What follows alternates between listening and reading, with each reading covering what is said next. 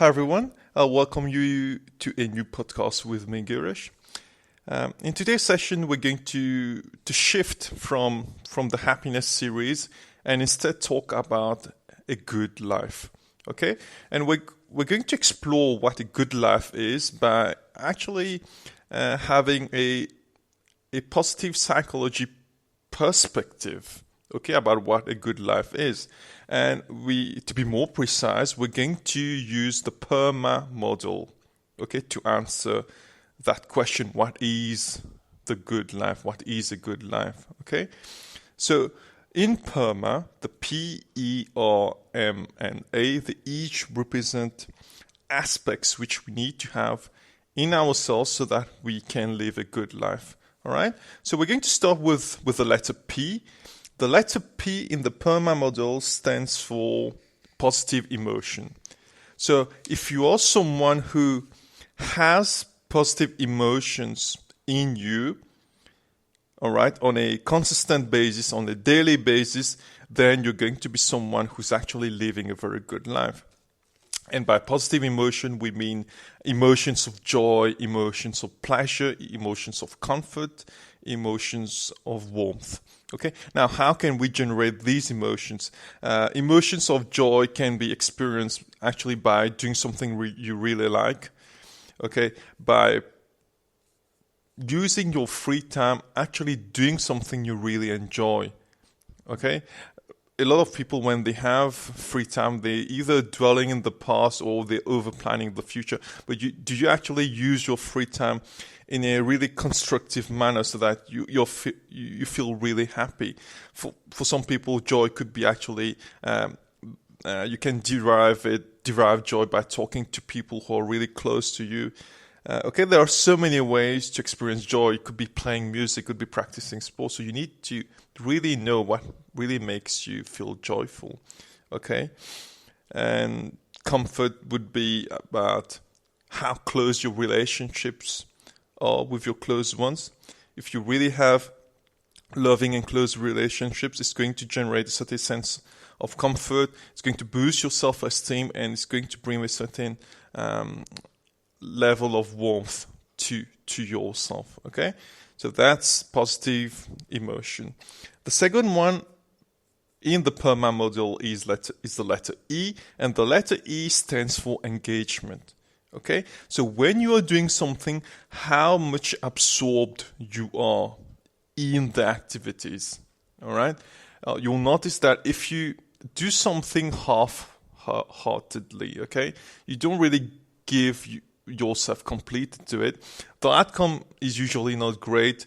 You don't feel happy about it because you didn't give your best, so you end up not being happy, and the outcome is not great, and the atmosphere doesn't feel great. So anything you do, and when you actually do it, you're not fully committed, or you don't really want to do it, you're doing it against your will, it ends up not working out.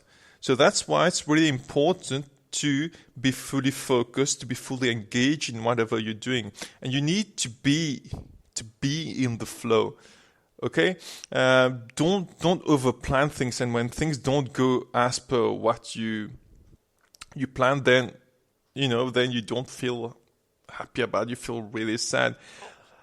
I mean, we need to embrace the chaos. We need to take risk. We don't need to be afraid of losing.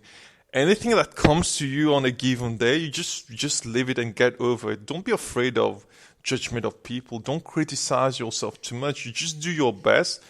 And if something doesn't work out, you've learned something. If something works out, okay, great, feel happy about it, but don't feel too proud and slow yourself down. Just look at the next opportunity. All right. So being with the flow is actually important as well. The third letter is the letter R, which is about relationships.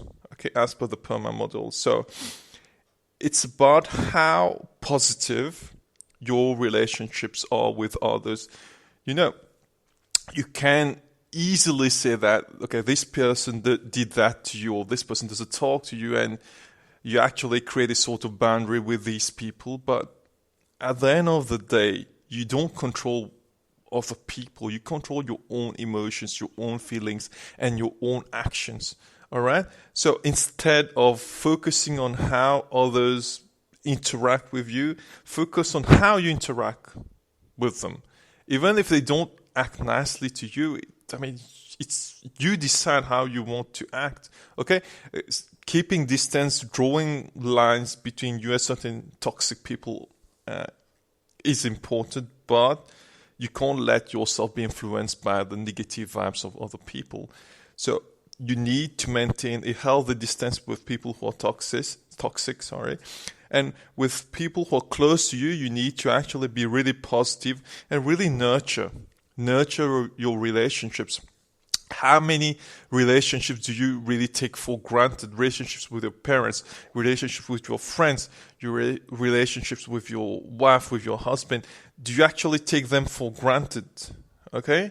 If you do, then, you're not nurturing it enough. It could be great. Somehow you've taken things for granted and things have slowed down and they've become a bit flat now. Okay? So you need to nurture your relationships, keep them positive, and the more you nurture your relationships with others, okay, the more time you give, the more you give a part of you to the relationship in terms of time, in terms of commitment, the more it's going to actually be really great. It's going to flourish. And automatically, if the people around you are really happy, you're going to feel happy too. So in that way, your life becomes a good life through the interactions of people who you actually care about. Even if you're really competing with other people, okay? Healthy competition, it's fine. It's just that you don't need to be nasty to each other. If you want to win, you win through your hard work. You don't try to belittle others, or you try to smash the opportunities of others so that you can win. Just work the hardest. And if you're really working harder than the other people, you're going to win. As simple as that. So even in terms of competition, it can be a really healthy competition. You need to really know how to balance it. The next letter is M. M is meaning. Okay? Now, this one... it's slightly similar to the 4 levels of happiness in which we explored in the Aristotle paradigm. Okay, it's actually the meaning you give to your life, the purpose you have.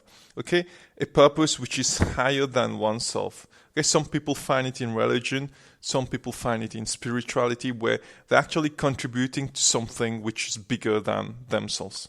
Okay, it could be community service.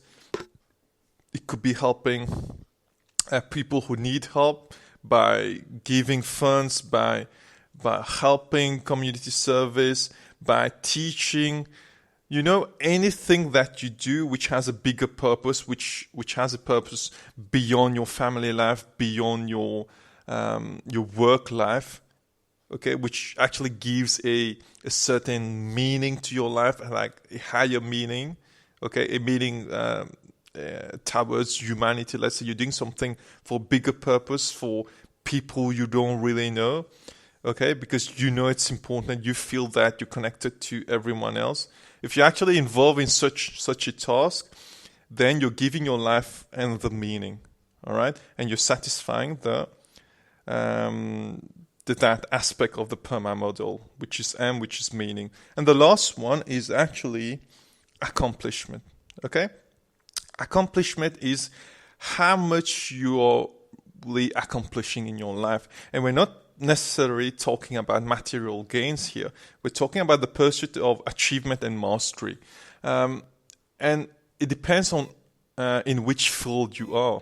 Okay? Let's say you are a teacher, you try to be the best teacher you can possibly be. So you try to master a new skill. You're always driven to be the best, And we're not talking about competition here again. It's actually, you have as mission to perfect yourself, to perfect your own abilities. All right? And, you can apply it in anything, any field you are in.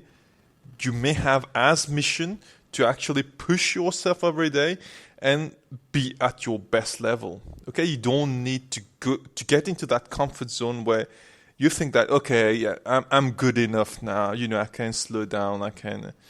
It's fine. I don't need to learn new skills, and everything is working out fine. You don't need to get into that comfort zone. So you always need to be hungry for another level of yourself. Hungry to explore yourself. Anything that you're still scared of, do it, because it's going to push you to another level where you're going to master a new skill. Every time I lose, every time something doesn't work out, I feel afraid, I feel unhappy, but at the same time, I'm really pumped because I know that, I've stumbled on something. There's something more to learn. There's something more to achieve.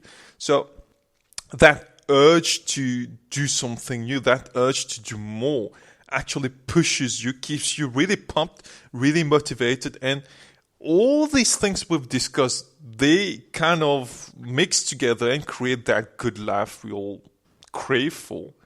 Okay, because if you actually have these aspects in your life, you can't really be bored because you're always busy, you're always hungry, you're always taking care of your family, and you're always very aware of your feelings. So you can't be living a boring life if you have these aspects. So we just do a quick recap.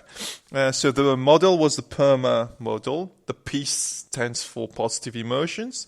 The E stands for engagement, the R stands for relationships, the M stands for meaning, and the A stands for accomplishment. All right? So I was really excited to discuss that with you today. In tomorrow's podcast, we're going to discuss about strategies for increasing happiness in your life. And that's going to be not one episode, but a few episodes, okay? So I'll have to say goodbye to you now.